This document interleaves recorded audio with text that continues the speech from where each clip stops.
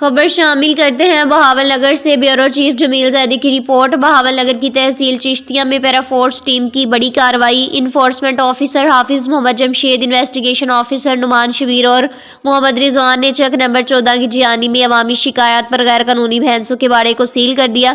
اہل محلہ کا کہنا تھا کہ گندگی، بدبو اور بیماریوں نے زندگی اجیرن بنا رکھی تھی۔ سیاسی اثر و رسوخ استعمال کرتے ہوئے بارہ دوبارہ ڈی سیل کیا گیا، جس پر اے سی چشتیہ ساحل رسول چیمہ نے نوٹس لیتے ہوئے سٹی پولیس اسٹیشن اے میں FIR نمبر 764/25 درج کروا دی۔